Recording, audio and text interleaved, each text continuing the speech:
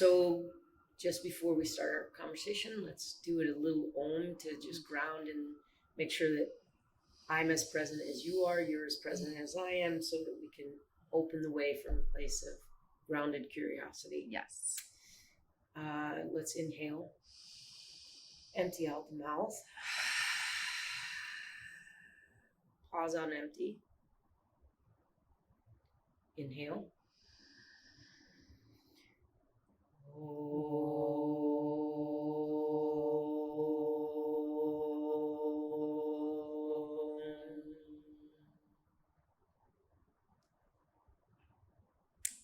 So today I have the great pleasure of having someone that I consider, geez, I'm about to cry. I haven't even gotten into the damn thing. Someone I consider a long-standing friend, someone I love dearly, and someone for whom I have a bottomless pit of admiration and respect for. So I'd like to introduce Charlie Rae Young, who I'll leave her name so that she can fill in all the titles and conversational points of your work, your job, your dharma, your karma. How would you, for people that don't yet know you, what would you say is your title? And we both know titles are a very fancy form of bullshit. Yeah. So we'll caveat that up front. Yeah. And then they help sometimes. They do. They help give a definition to what I'm up to now and previously, and they're always changing. So, well, I would say on paper, first and foremost, I'm a licensed midwife. So I've been a midwife. I've been a birth worker since 2008. So for about the past 16 years. I have a 501c3 nonprofit community center that supports families from preconception through the first 5 years. And name that. That's called the Community Roots Collective. Since we're early on, what's the website? So my practice, my home birth, prenatal care, like integrative practice where I practice as a midwife is Barefoot Birth. It's barefootbirth.com here in Tampa. And then the Community Roots Collective is our nonprofit community center. And does that have a standalone website? Yep, communityrootscollective.org. Okay. Yep, but you can find us through all the normal channels. The searches. Hit the Google, Hit the Google. Get on the interwebs. Yes, yeah. And still say them again. Barefootbirth.com. Yep. And then Community Roots Collective. With an S collective.org. Yes. Okay. Yeah. Okay, so those are the two predominant ways to find you on the interwebs. Yes. Yeah. Okay. And more recently I've dabbled in doing yoga teacher training and, finding more ways. Essentially what I found from being a midwife is that folks need more support to be well as humans. So being able to capture people before they're thinking about having babies or after, or if they're not thinking about babies at all and they just need to be well. So hence the Community Roots and the collective. Yes. Yeah, exactly. So I should equally do the same sort of, just a piece of this podcast series is the lmntl podcast series, so that we can discuss lifestyle habits, behaviors, actions, ways in which to organize from the jump of the mind through the mouth, through the body, into action in the world. How do we collectively create a space of optimizing, not biohacking? Because I personally have a fucking problem with this idea of biohacking. Mostly because, and I think this is where our jumping off point together will probably show itself. I think the baseline behaviors that help people optimize their living, that are almost foundational, have to be there before you get to the hacking space. Like, there are no cheat codes for sleep, movement, community, sunshine or nature time, hydration, mindfulness, nutrition. And of course, inside that 7-pillar foundation, this how we're living is part of why I think I wanted to have this conversation with you, because birth and death and birth and death and cycles of birth and death and you just mentioned, okay, I'm also a yoga teacher, and you very humbly said, I dabble in it, but your practice is how many decades deep? Yeah, I've been practicing now longer than, more than half my life. And so the practice of yoga as a movement practice, as a movement practice. Yeah. I always use the term philosophical because I feel like that's all encompassing. It encompasses the spiritual aspect. It encompasses the morals physical, by which I live by, the physical, it's so much more than just asana based practice. Earlier in prepping to sit, you used human mammals. Can you share with me, again, we've been in so many conversations in so many different settings, and interestingly enough, the human mammals piece, that was probably the first time I've heard you made a distinction. So it feels like it's new to me. Yeah.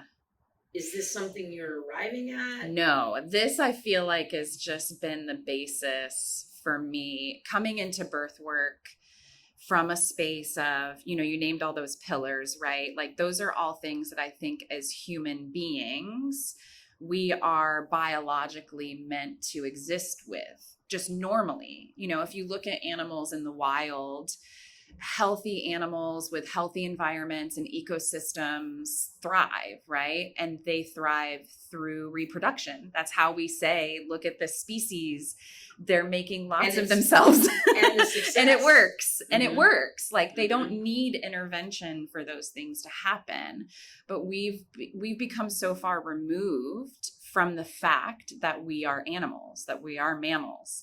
And we're in these, created artificial environments where we're still trying to pretend that we're fine and that our biology is fine and that our hormones are fine and that like the artificial light and the screens and the lack of community and the decondition, just all of these things are normal, and everyone is in crisis. Like we're not normal. And so I, in birth work, get the trickle down version of this. And it's like when people sit in front of me and, say I'm 20 and I've never had a normal period. It's like, yes, it's that. It should be like the Looney Tunes, Awooga eyes. Like, what are we doing wrong? When a 20-odd-year-old hasn't had a normal period yet. And that's just one part, right? Like that's just one part. So it's like a red flag. Yeah. So you can't biohack your way to those things. Like those, when we get down to the fundamental things. Yeah. And then, we see that from menarche. So, what would be 12, 13 years old is now for a lot of children, 8, 9 years old. This is affecting fertility through our life cycles. And then same thing, not just for women or people who identify as women, anyone with a uterus, right? It's also men play a part in that, in their fertility. So this is lifelong, and it's not just, a lot of people aren't realizing it until they're in their late 30s, where now they're ready to have kids or whatever. So it has so much more to do with the full, like zooming out macro of like, we are animals. We have to treat ourselves as animals. So one of the critical books that, for me, that has said, okay, let's admit that there's a global perspective, and I'm not necessarily talking about inclusive of countries, but rather across the human species, we're at a unprecedented level of distress that is originating in the environment and being shown through the individual and the individual stress response, which is mental, emotional, physical, spiritual, intellectual, and relational. So like, you know me well enough that there's a dick joke coming in here, or a mom joke, or some sort of like reference to the body.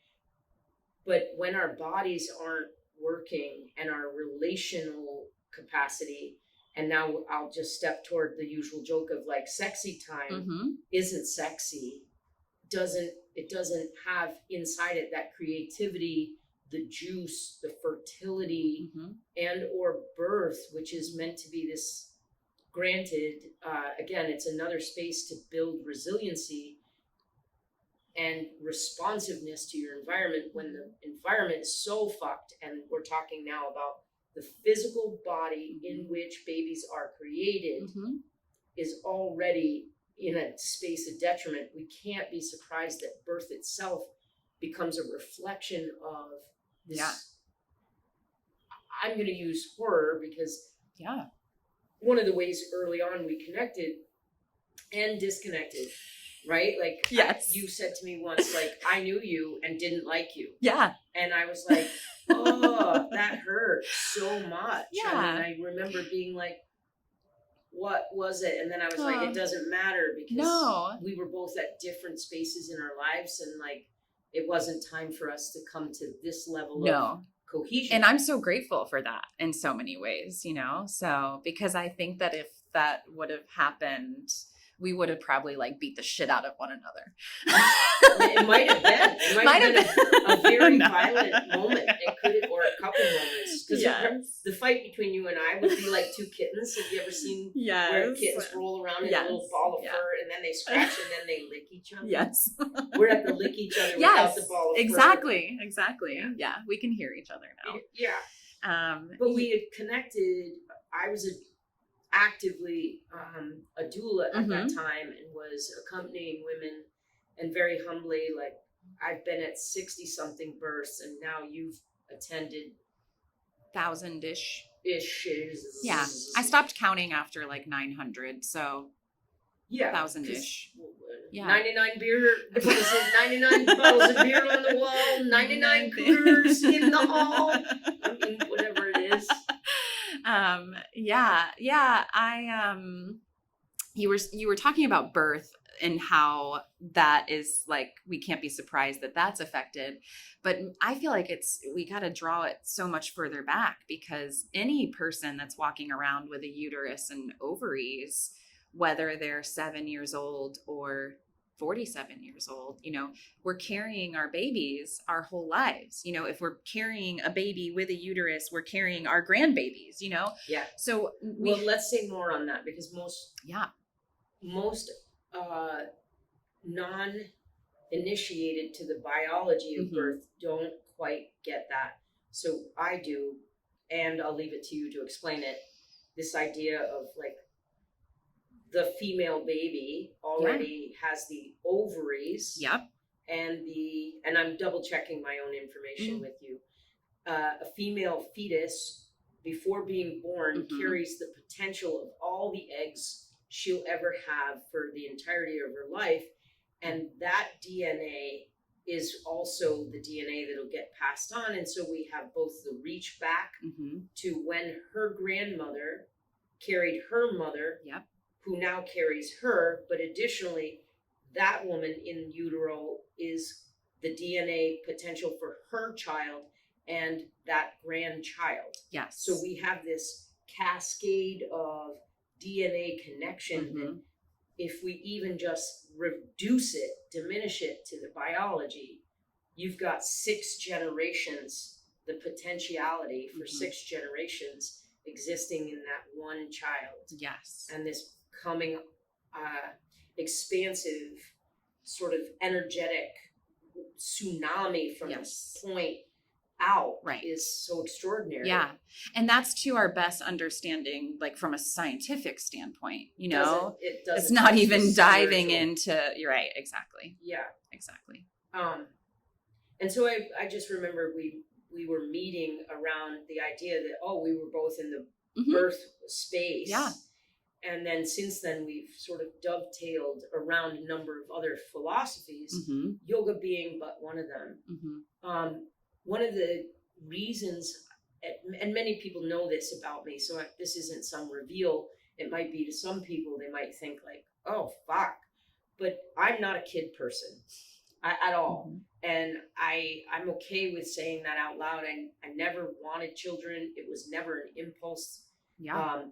mentally, emotionally, biologically, of course, I still produced eggs, had the whole deal, had to be mindful, all the things. Yes. Yeah. However, I was also equally, and you do have children, so I'll ask you to speak to both of these impulses.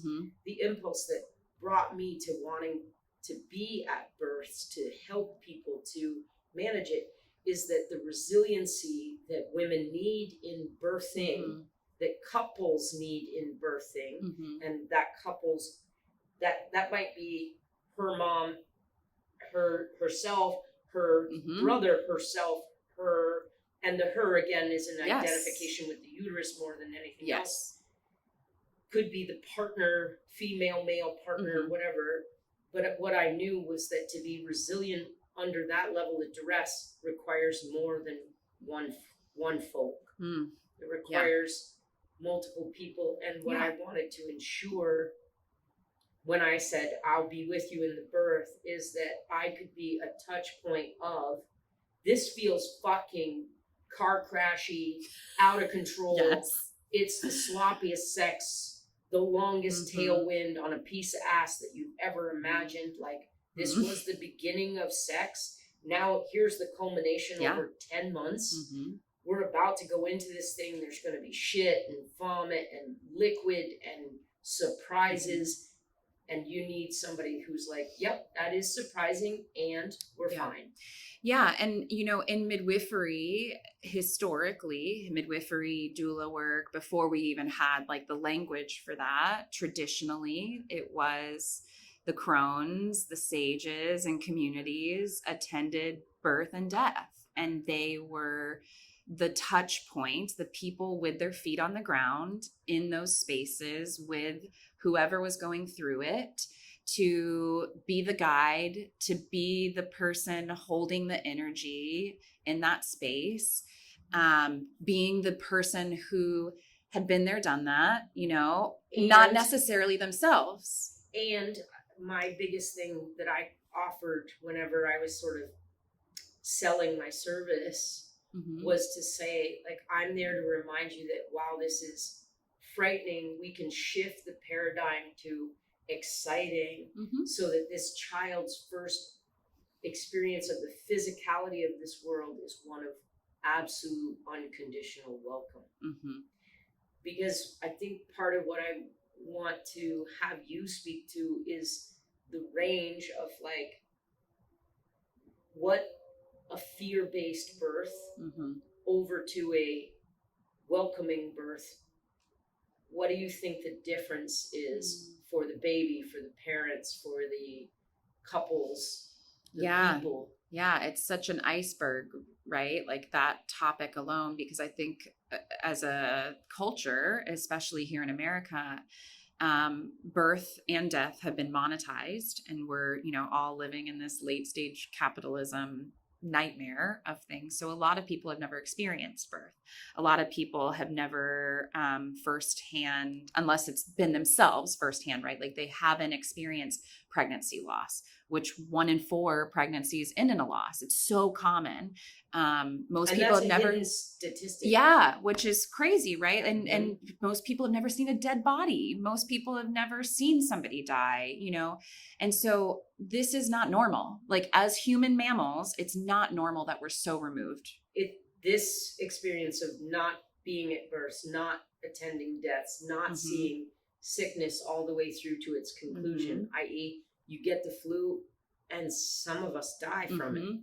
And I'm picking flu as just a general thing that could kill you. It could kill you. Yes. And used to with in certain settings, pretty, yes, that was common.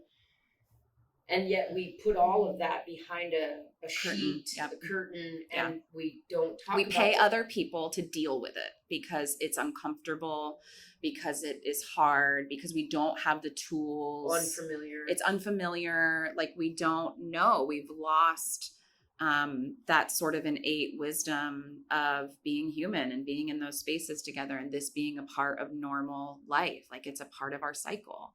And so that trickles through conception, through pregnancy into birth, so we have to sort of zoom out a little bit and address all the things.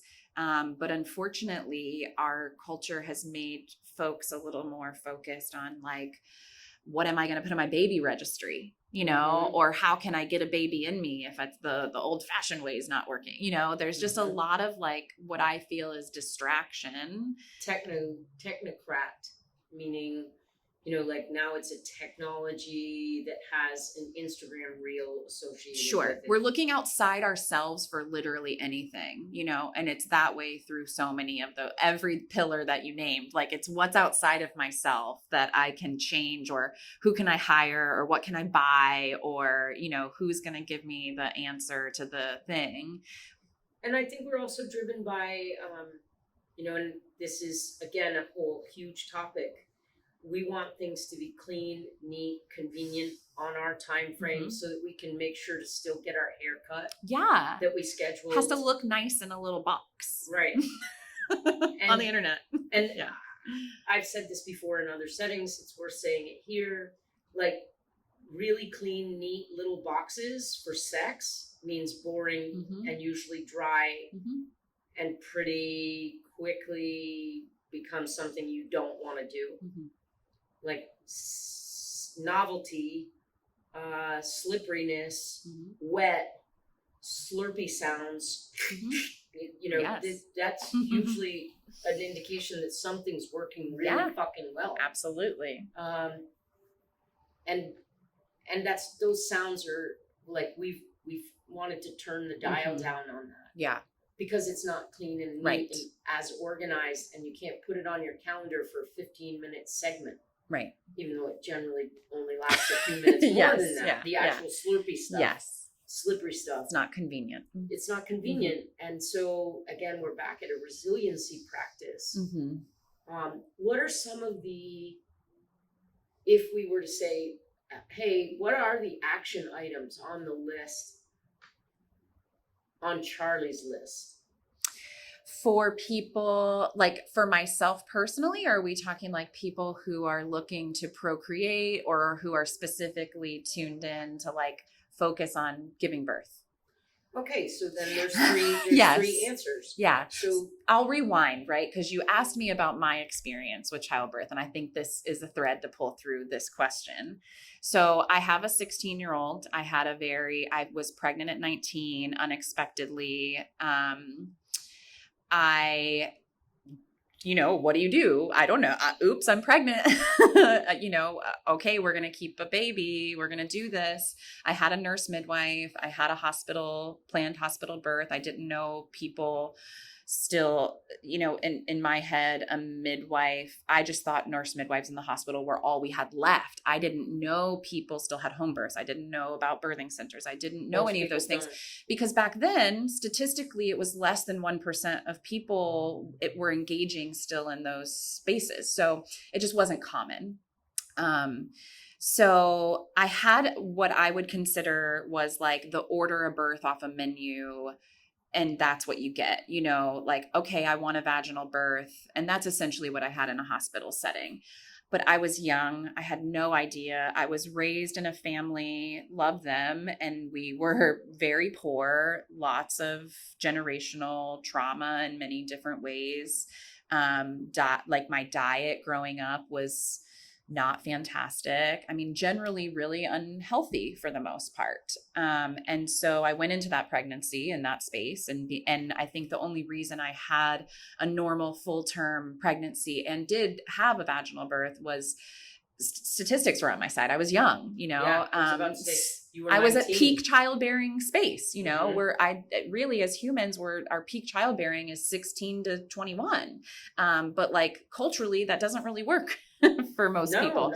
So that was on my side. Things are expensive for starters. Yes. Yeah. Allow me to say, they're also a fucking drag on your sleep. Yes. At least.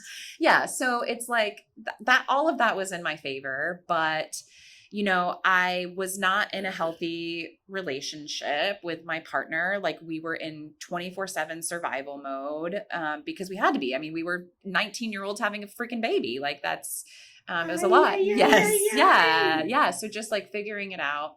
And then, you know, fast forward to, I had several losses in between my two girls. I had miscarriages. We lost our son at almost 20 weeks, all completely unrelated. And getting to my youngest, who just turned 6, you know, having an idea about all of the basics, like what is my foundation? I didn't have any foundation. Like I wasn't thinking about those things because I was so focused with my oldest on how am I surviving? Like how am I going to be able to keep a kid alive? How can I pay rent? You know, how can I work against all of my family system trauma that I don't want to repeat? You know, my mom was also a teen mom. Well, she was 20 technically. She turned 20 a day before I was born, but she was young, you know, she's a young mom. So yeah, let's mention that from the biopsycho model, we don't even have to get to social, but from a biology and a psychology state of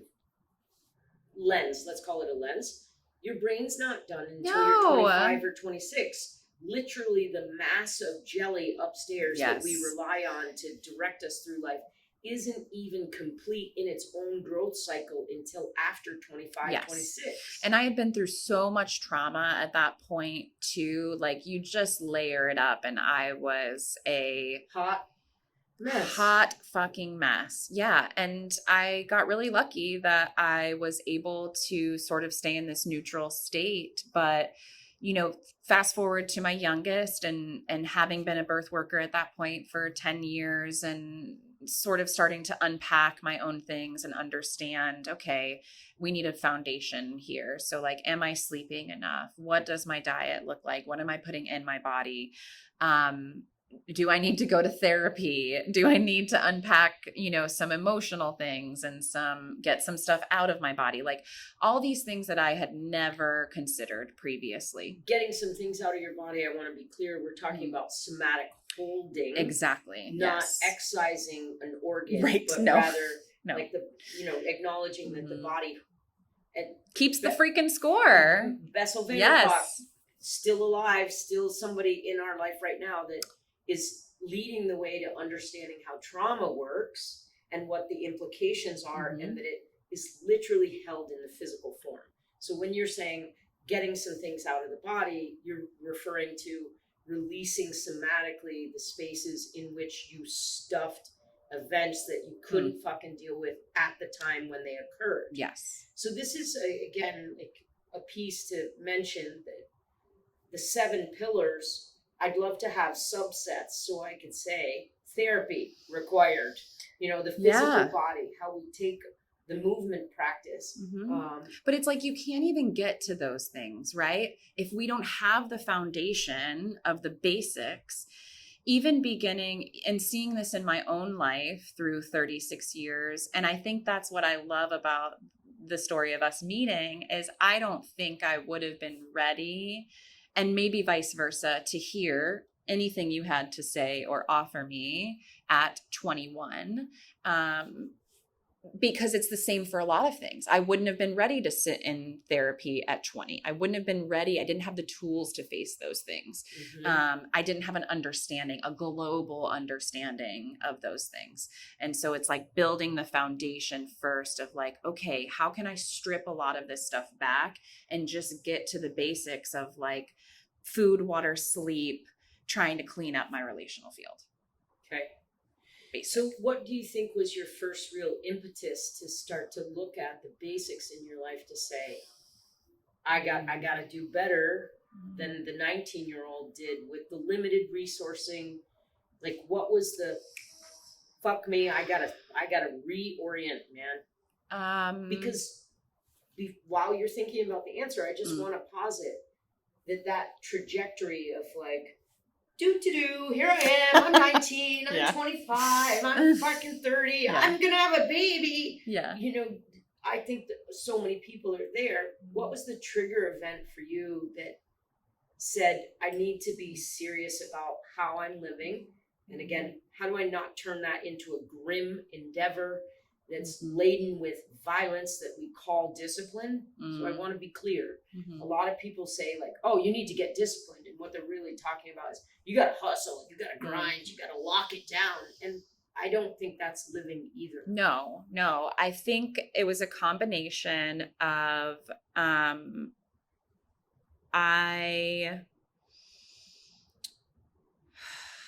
I saw myself repeating cyclical behaviors that felt very familiar to the same things that I saw my parents go through.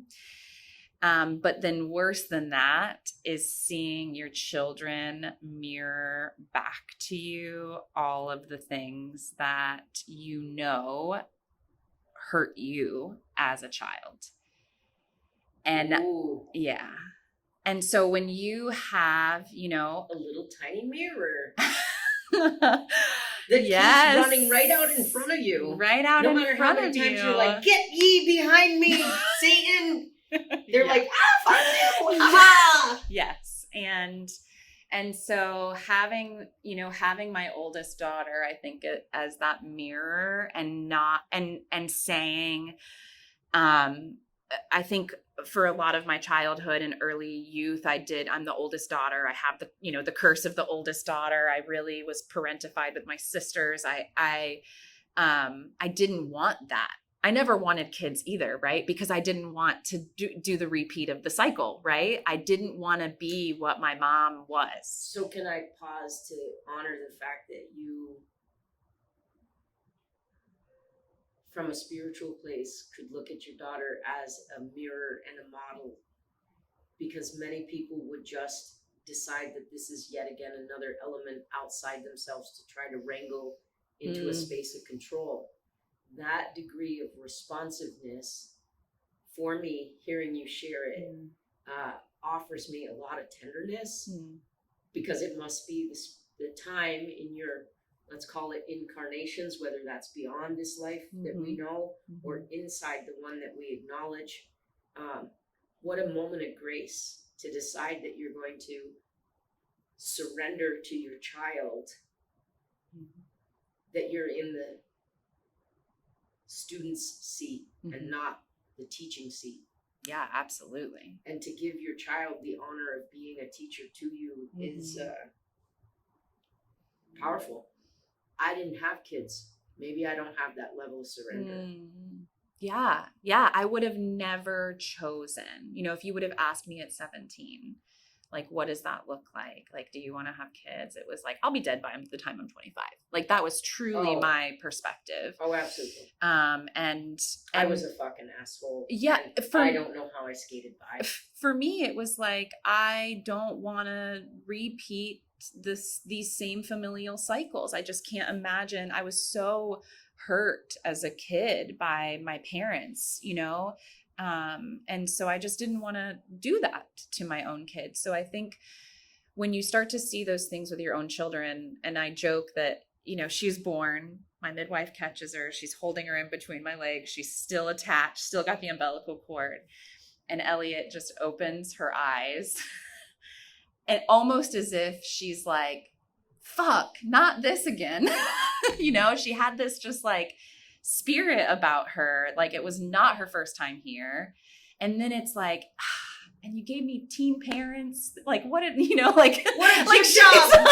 Yeah, like you could just tell she just had this about her, this air about this her, low level resignation. Okay. Yeah. And she was,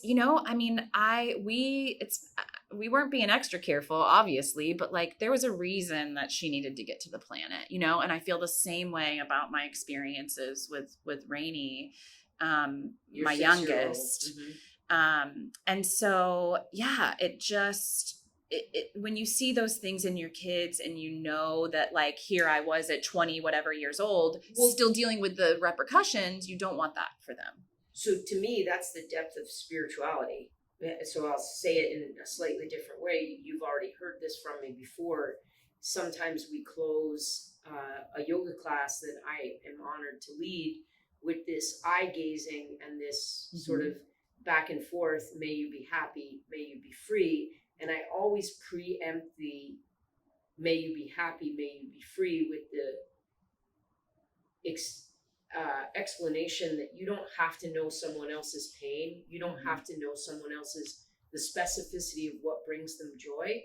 What you have an opportunity to do is identify your own pain, identify your own joy, and on both hands resolve, if nothing else, I will not engender this pain for this person. Right. I will find a way to refuse to add this specific pain I know so deeply upon another, and equally these joys that I experience, I will offer them to the best of my ability.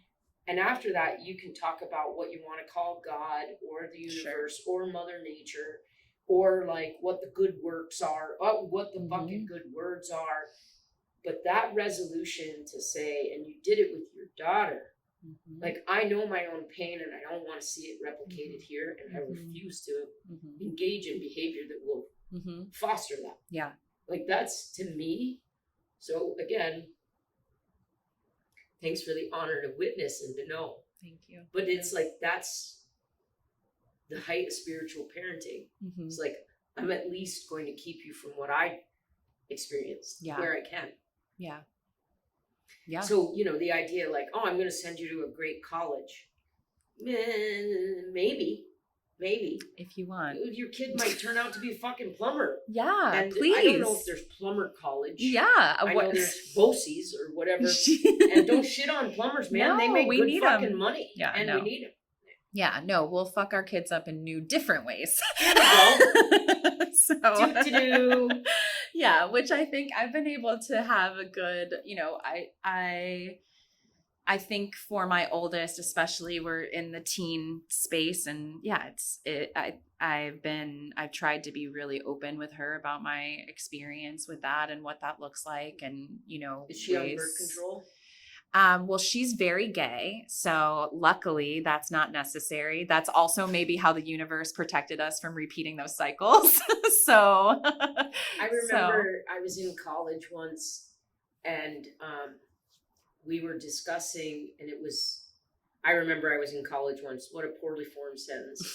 Once upon a time, when I was in college. Can you tell I was in college?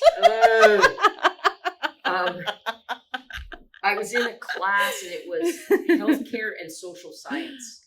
And the conversation came to how HIV at that time, because I graduated from my undergraduate degree, I finished in 1991. So this would have been the height of HIV and AIDS. And some tool bag dude popped off with, well, you know, the gays, they're not chosen by God, and it's their, and I just was like, and the teacher literally, I watched it happened to be a woman, and I went to a Jesuit college. So in and of itself, the fact that there was a female professor was already an advance for these folks. Her mouth dropped open, and I said, can I take this one? And she couldn't say anything. And I was like, so if God has a problem with gay people, then we're going to have to assume that lesbians are the fucking chosen people, because the rate of transmission among lesbians is ridiculously low.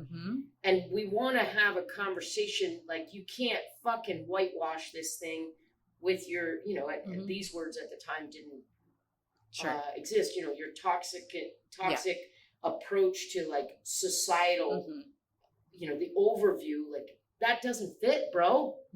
Which one is it? God hates all gay people, or the lesbians are the chosen people? Just not true. Yeah. So, yes. I mean, I was like, okay, so she's gay, so you don't need to put her on birth control, which is a gift. Yes, So, which I wouldn't. We could have a whole other podcast series. But birth control can be a range of things. Absolutely. I'm sorry. I would No, specifically not put her on hormonal birth control, prescriptive. Yes, but yeah. So we were talking about the foundations. I'll pull us back to the foundations. Circle back to the real question. So ultimately, my miscarriages that I went through were all completely unrelated. We lost our son at almost 20 weeks from a placental issue. He was born alive and lived for about an hour. And then we finally got Rainey, and same thing. I never had a problem getting pregnant. Luckily, I feel very grateful for that. Charlie, But I know this is for me. mhm. You don't need it. And I'm sorry for your loss. Thank you. I appreciate that. Yes, I Just appreciate want that. to acknowledge it. And I feel, I think I'm to a space now where I feel so truly, genuinely grateful for the experience. And I think being in midwifery space, even before I had my own losses, everyone always came to me when babies died or people had miscarriages. And I don't know why. I never hung a dead baby flag out and said, come and talk to me. But I think, I don't know, I just was able to show up in that space for people and now more in a so. neutral way, and so I think it did prepare me in some ways for my own experience of that. And it did feel very sort of purposeful throughout all of it. And I think it really cemented a lot of the beliefs that I have around childbearing and the way that our children are brought to us or choose us or, whatever you want to sort of believe in. I think for me, we get so caught up in, I want to have a baby, my baby. But like when we're choosing to create another human, it's automatically not about you at all anymore. That is a whole other being, and that story is theirs. And so, for our son, who knows what his karma was and who knows what lifetime, I had a teacher say to me once, this is your karma with your son, is that you lose each other in every lifetime. And sometimes he loses you as his mom, you lose him as a lover, and that's your debt to one another until you figure it out in whatever way. So I think for me, it felt like I was just grateful to be a part of that, whatever it was. And maybe I'll get to find out someday and maybe I won't, and knowing Rainey now, my youngest, like she had to get to the planet. So, and having her here and being able to be in the space that we are as a collective and be able to see kids like my kids, which maybe every parent says about their own kids, but like to know that like they have the tools and they're going to be capable and be able to hopefully right the ship a little bit, figure some things out better than we have. So I'll circle us back foundationally. What are some of the behaviors that you're engaged in now that allow you to feel like you're still in that space of surrender and learning and growing and layering in resiliency, capacity? Because now you have really a minimum of 3 platforms of where you're asked to show up and give to others. Your healing profession, you're a mom, and then there's you, just you. So I think for me, I first had the gift of learning what it felt like to have a regulated nervous system. I don't think I had ever felt that in my entire life until I started back to having a regular yoga practice. I definitely focused on all of those human things of I need to sleep as much as possible, considering my on-call life. I need to eat real foods. I need to be outside. And I need to clean up my trauma ecosystem. Which Can you say more? Yeah, say more on trauma ecosystem. Yeah, so I that think makes it sound, which is not a bad analogy, a swamp. Well, mine was a swamp. Mine was definitely a swamp in a lot of ways. I think we all exist inside trauma ecosystems, and they all are different, temperate forest, a swamp, a Sahara desert, so nobody's in the sunshine all the fucking time. Yeah, we all have different things that make up our relationships, whether they're familial or romantic or circumstantial. And then we are all often operating with these relationships with people that are transactional or that feel forced, or it creates an ecosystem of dysfunction. It creates communities that are not based in inclusion, kindness, connection, intimacy, any of that. I think honestly, if I'm being really direct, like I didn't have any of that at the core of who I was. But I had become so good at masking, and I was such a high achiever, and I had it all together, and I had this beautiful family on paper, and all the things that our society puts all of this emphasis on was all really clear to everyone else. We're still living with fucking Norman Rockwell. Yes. Yeah, absolutely. And that's what I wanted as a kid, right? So like for me, look, it's fine. I got China. This is all fine. I'm very successful. I'm doing a thing I love. I definitely hid in my healer role and hid in my perfect partner, mom, whatever, kind of facade. So that was my trauma ecosystem, and we all have different versions of that. And I think so let's pause there. What are some of the, again, if part of the podcast is to say to people, here's what you're going to come up against in the world, and it's okay. Here, what would you say for you were some of the critical actions that you took? So part of regulating my nervous system was understanding, holy shit, this is what I'm supposed to feel like as a normal human. Like, in other words, the range of emotion. I hadn't really felt feelings. I think I had internalized feelings and logicked around feelings. So I had never really felt anything or moved through feelings. I didn't know what it felt like to be regulated. So I think that was the first piece for me, was like, oh, I'm supposed to be in this state. So let's define regulated. When you say you feel regulated, what do you, because I pound people in sauna. I will say to them, I want a sensation. Specific. I want a sensation. Calm, grounded, clear-headed. What I have given the language of feeling like I am grounded in my highest self, my capital letter S self. I'm not under the influence of anything. I am not making decisions based on what I think somebody else wants me to do. There's just a clarity, I think, that comes from being in a regulated space where you can take in the outside world without reacting. So this is what happens for me a lot in sauna also. You're describing the absence of certain sensations. Can you tell me what dysregulation feels like from a sensation-based perspective? I have some ideas, and chaos. What does chaos feel like? I would say for me, I felt jumbled a lot of the time, disorganized, unable to be present, constantly moving forward or backward in timelines, disjointed. Yeah, just kind of all over the place.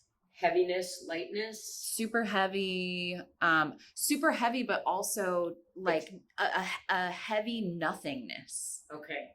So like all kinds of space, but just weighted also. Yes. And no center on that. No center. Okay. So that mimics some of when I'm in a high state of overwhelm, I feel the lethargy in my body. I literally feel the heaviness in my limbs, and I also don't know where the fuck it ends. Yes. Like it's like I also felt very splintered, and do still end up in dysregulated space. I feel like I can feel all the parts of myself, right? Like if we get into like internal family systems or, all the different ages, selves that are in here, they're all separated from one another, and they're all fighting.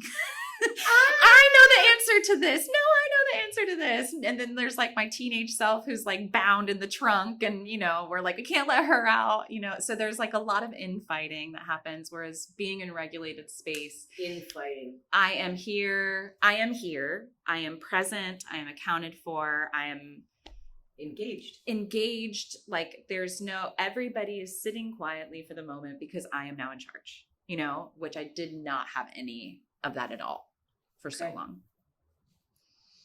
And that was the jumping point to everything else, because once I was able to say, oh, this does exist. This is real. This isn't just a thing that people talk about from their yoga mats, right? Oh, yeah. 3 podcasts. Then I could, if I can get to this space, then I have more capacity to meal prep.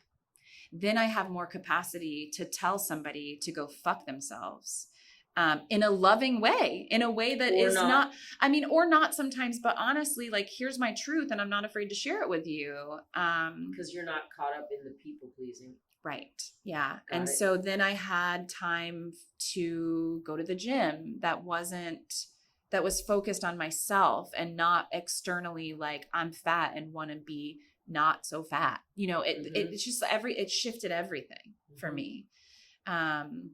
So here's what I would ask, because we, believe it or not, have already eaten our hour. Of course. Yes.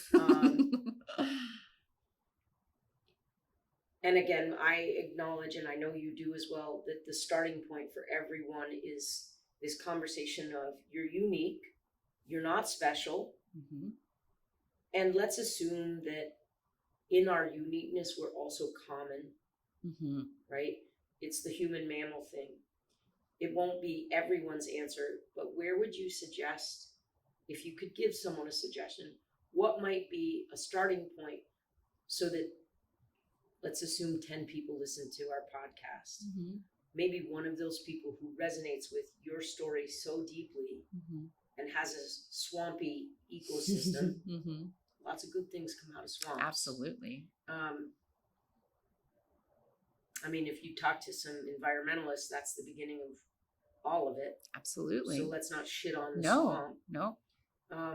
What would maybe a first movement look like for that person toward more regulation, toward more presence? And then I'm hearing you say, so this is why you would want to go toward presence and regulation, because good decisions happen from that place. From there. Yeah. And then your unique story can be told from a place of presence and regulation.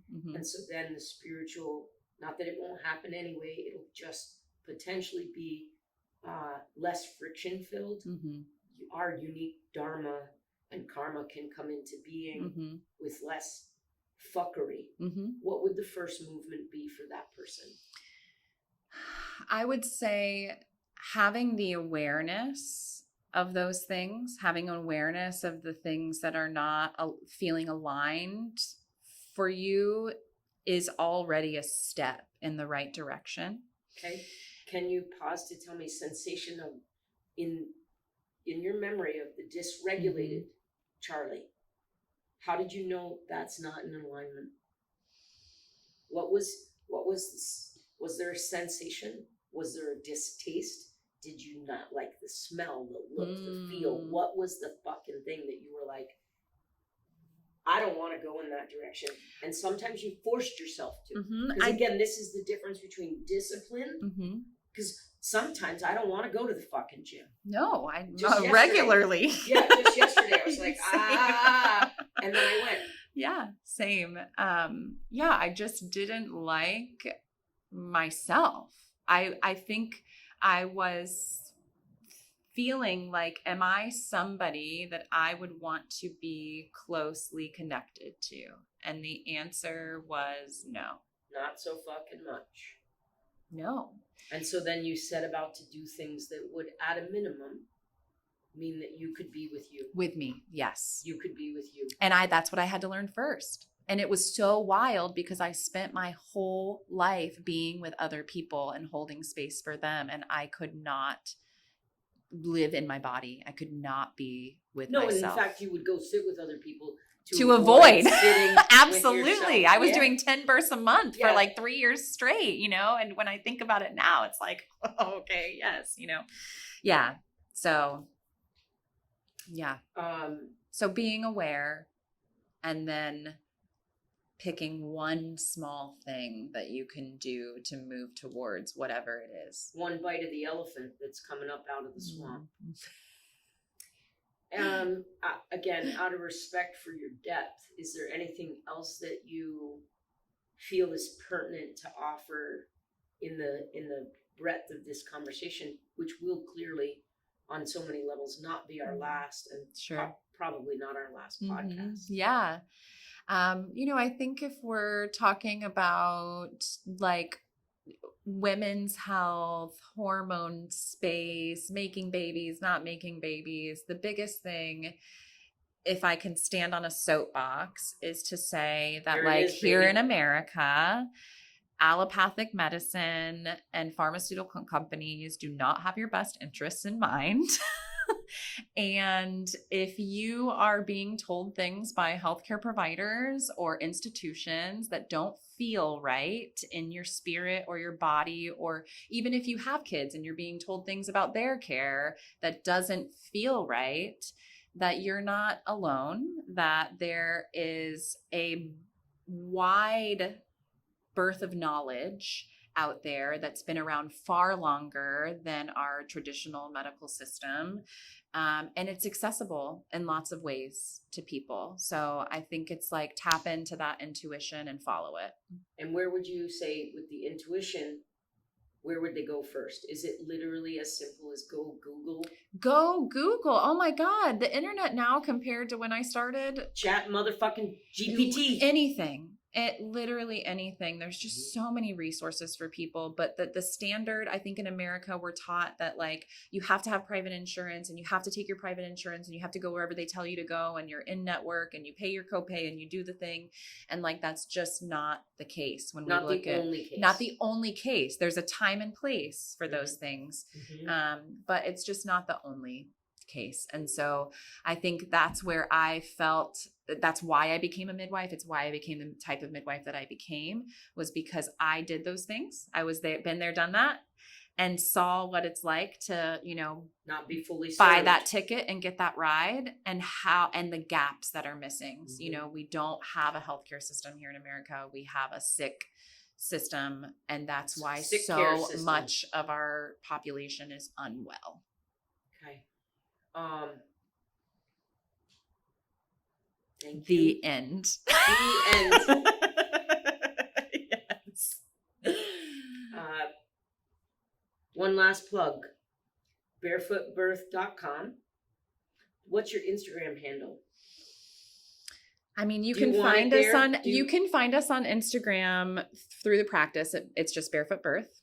Been around there for a minute. And then if you're looking for me, I have a personal Instagram that is now open to the public. It's called Move It Through. Yeah. So just talking about my more individual human experience, because our practice is our practice. And so, and then there's the people that live in the practice exactly and out of the practice. Yes. Yeah. Yes. So yeah. Okay. Thank you so much for your time. Thank you for the opportunity. I love you, Charlie. I love you.